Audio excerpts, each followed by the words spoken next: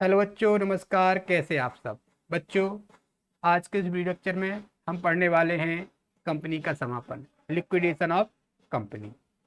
बच्चों, पिछले अध्यायों में हम पढ़ चुके हैं कि कंपनी की स्थापना कानूनी प्रक्रिया द्वारा की जाती है। इसीलिए यह कहा जा सकता है कि कंपनी विधान द्वारा निर्मित एक कृत्रिम व्यक्ति है। क्योंकि कंपनी का एक वैधानिक अस्तित्व होता है, इसीलिए इसका समापन या अंत भी विधान द्वारा ही हो सकता है। कंपनी के व्यवसाय या उसके अस्तित्व को समाप्त करने की कानूनी प्रक्रिया को ही कंपनी का समापन कहा जा सकता है। अर्थात संक्षेप में हम कह सकते हैं कि कंपनी के समापन से आशय एक कंपनी या निगमित इकाई के अस्तित्व को समाप्त कर देना या उसका अंत कर देना या उसको बंद करने से है। अब चूंकि कंपनी का समापन हो रहा है, तो समापन वह माध्यम है जिसके द्वारा कंपनी को समाप्त किया जा रहा है। अर्थात उसकी समस्त संपत्तियों को बेचकर जो धनराशि प्राप्त होगी, उस धनराशि से जो बाह्य दायित्व हैं, जो लेनदार हैं कंपनी के या अन्य दायित्व हैं, उनको चुकाया जाएगा। और उसके बाद भी यदि कोई राशि बच जाती है, तो जो आधिक्य की राशि है, उस आधिक्य की राशि को कंपनी के सदस्यों अर्थात अंशधारियों के बीच अंतर नियमों के अनुसार बांट दिया जाएगा। परंतु यदि एक ऐसी स्थिति आती है कि अन्य दायित्वों अर्थात बाह्य दायित्व भुगतान करने के बाद कोई राशि नहीं बचती है या राशि कम पड़ती है, तो जो कंपनी का निस्तारक है वह कंपनी के सदस्यों से जो आयाचित राशि है, जो अंशों पर आयाचित राशि है, उसकी मांग करता है या उनके दायित्वों के अनुसार राशि मांग सकता है। तो बच्चों, यहाँ पर हम आप समझ चुके हैं कि कंपनी के समापन से क्या आशय है। तो इस संबंध में प्रोफेसर गाबर ने कहा है कि एक कंपनी का समापन वह विधि है जिसके द्वारा इसका जीवन काल समाप्त होता है और इसकी संपत्तियों का प्रयोग इसके लेनदारों तथा सदस्यों के लाभ के लिए किया जाता है।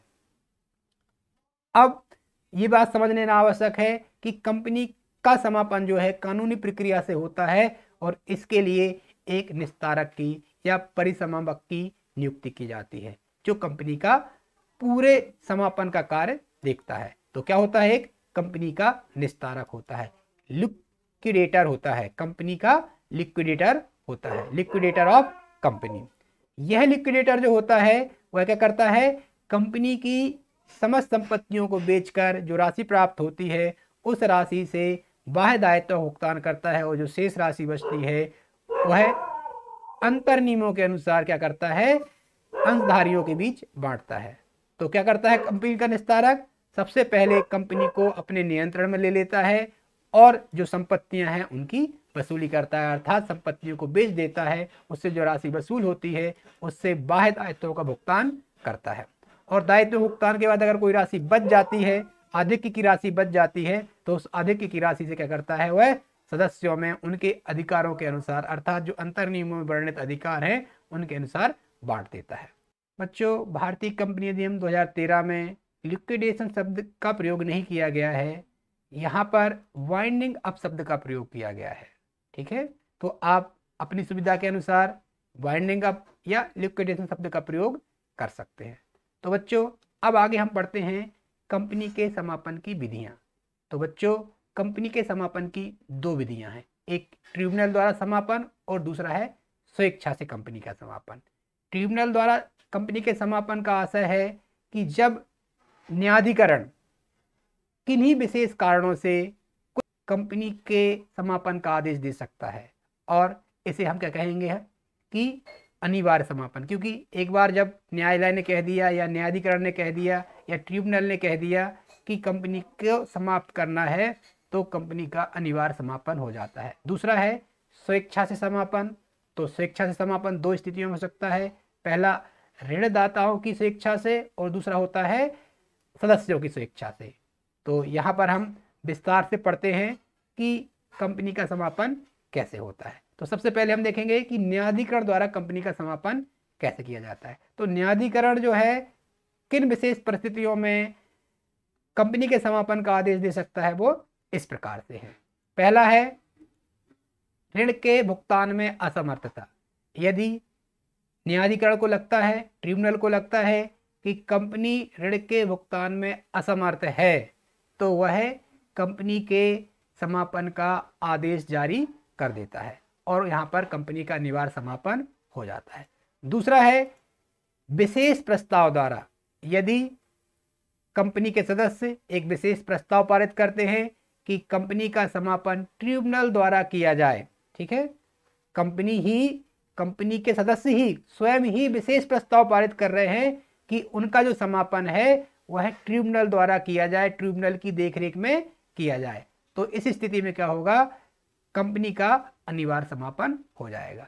आगे है देश के विरुद्ध कार्य। यदि कोई कंपनी देश के विरुद्ध कार्य कर रही है जिससे देश की अस्मिता या उसकी अखंडता को कोई नुकसान पहुंच रहा है, तो जो ट्रिब्यूनल है वह कंपनी का अनिवार्य समापन कर सकती है। चौथा है बीमार कंपनियों के पुनर्वास हेतु। यदि ट्रिब्यूनल को लगता है कि यह कंपनी बीमार है, अर्थात यह लाभ जनरेट नहीं कर पा रही है, लगातार हानि हो रही है, तो इसके पुनर्वास हेतु इस कंपनी को पुनः एक नई एनर्जी देने के लिए क्या कर सकती है, वर्तमान कंपनी के समापन का आदेश जारी कर सकती है। आगे है यदि कंपनी का कार्य कपटपूर्ण एवं अवैधानिक हो, तो देखिएगा यहाँ पर तीसरे नंबर पर था देश के विरुद्ध कार्य करने पर, और यहाँ पे 5वें नंबर पर क्या आ रहा है, कपटपूर्ण। यदि कंपनी ऐसा कोई कार्य करती है जो कपटपूर्ण है या गैर कानूनी है, जो कानून सम्मत नहीं है, तो उस स्थिति में क्या कर सकती है, ट्रिब्यूनल कंपनी के अनिवार्य समापन का आदेश जारी कर सकती है। अगला है वित्तीय विवरणी दर्ज कराने में त्रुटि। यदि कोई कंपनी लगातार 5 वर्षों तक वित्तीय विवरणी अर्थात वित्तीय प्रतिवेदन जो वार्षिक खाते हैं उन्हें रजिस्ट्रार के पास जमा करने में त्रुटि करती है, तो इस स्थिति में जो ट्रिब्यूनल है उस कंपनी के समापन का आदेश जारी कर देती है। और अंत में है कि समापन का उचित एवं न्यायपूर्ण होना। यदि ट्रिब्यूनल को लगता है ऊपर जो 6 कारण हैं इनके अलावा एक ऐसी स्थिति है कि अब ट्रिब्यूनल को लग रहा है कि कंपनी का समापन उचित है और न्यायपूर्ण है, तो भी कंपनी क्या कर देती है, तो भी जो ट्रिब्यूनल है वह कंपनी के समापन का अनिवार्य आदेश जारी कर देती है और स्थिति में कंपनी का अनिवार्य समापन हो जाता है। अब बच्चों हम पढ़ेंगे स्वेच्छा से कंपनी का समापन। ठीक है, जब कंपनी स्वेच्छा से समापन होता है या तो ऋणदाताओं की स्वेच्छा से होगा या सदस्यों की स्वेच्छा से होगा। तो भारतीय कंपनी अधिनियम 2013 की धारा 204 में कंपनी के स्वेच्छा से समाप्त होने की 2 परिस्थितियों का उल्लेख मिलता है। पहला है निर्धारित अवधि समाप्त होने पर प्रस्ताव द्वारा। यदि निर्धारित अवधि समाप्त हो गई है या जिस उद्देश्य के लिए कंपनी का निर्माण किया गया था वह घटना घटित हो गई है, वह उद्देश्य पूरा हो गया है, तो भी कंपनी का कंपनी का स्वेच्छा से समापन हो जाता है। और आगे है विशेष प्रस्ताव द्वारा। तो अन्य परिस्थितियों में अर्थात इन 2 परिस्थितियों के अलावा कुछ विशेष परिस्थिति है जहां पर विशेष प्रस्ताव पारित करके क्या किया जाता है, कंपनी का समापन कर दिया जाता है। तो इस प्रकार से बच्चों इस वीडियो लेक्चर में हमने पढ़ा कि कंपनी का समापन किस प्रकार से किया जाता है। तो बच्चों इस वीडियो लेक्चर में हम जाना कि कंपनी के समापन से क्या आशय है और कंपनी के समापन की कौन कौन सी विधियां हैं। अब इन विधियों को हम विस्तार से अगले वीडियो लेक्चर में पढ़ेंगे। धन्यवाद।